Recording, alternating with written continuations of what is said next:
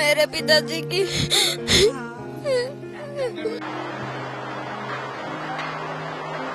बड़ी मुश्किल से जान बचाई रात। 400-500 सालों में इस प्रकार का जो ये विकराल रूप है ये कभी सुनने में नहीं आया है।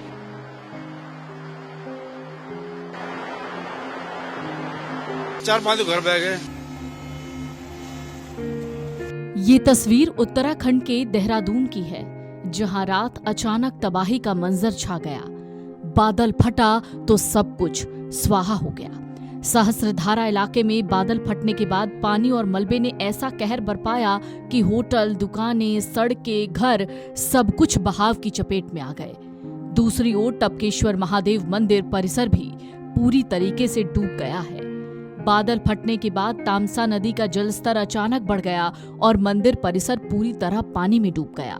मौसम विभाग ने देहरादून और टिहरी गढ़वाल के लिए रेड अलर्ट जारी किया है। सोशल मीडिया पर वायरल वीडियो में तामसा नदी का उफान और मंदिर में पानी भरने की तस्वीरें देखी जा रही हैं।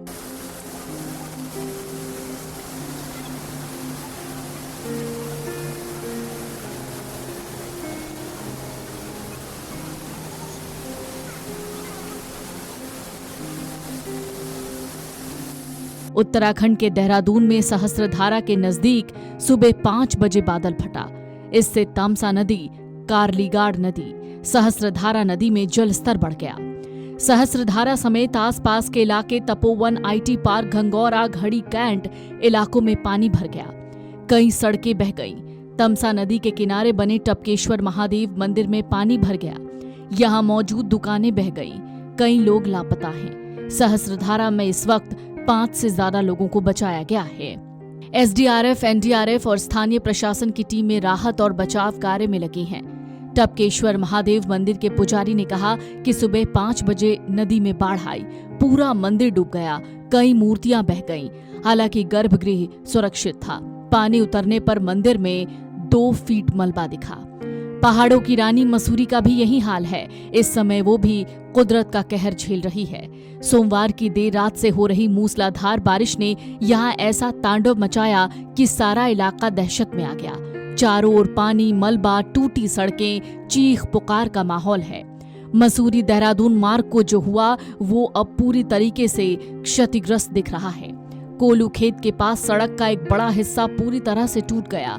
यहाँ अब सिर्फ मलबा और दरारें हैं।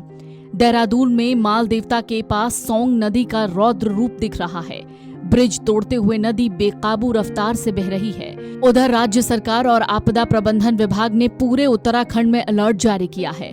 पहाड़ी क्षेत्रों में रहने वाले लोगों को विशेष सतर्कता बरतने की सलाह दी गई है। SDRF और NDRF की टीमें राहत और बचाव कार्य में लगी हैं। जिलाधिकारी ने भारी बारिश को देखते हुए खास तौर से देहरादून में सभी स्कूलों में छुट्टियां कर दी हैं। अचानक आई बाढ़ से पानी में कई घरें, सड़कें, दुकानें, गाड़ियां सब बह गईं, जिससे संपत्ति को भी भारी नुकसान हुआ है। जानकारी कहती है इस तबाही में 2 से ज्यादा लोग लापता हैं। प्रशासन ने स्थानीय लोगों को सुरक्षित जगहों पर जाने की सलाह दी है। पर्यटकों से उत्तराखंड आने को मना किया गया है। बादल फटा तो सिर्फ पानी नहीं बरसा, बल्कि ऊपर से आफत भी बरसी।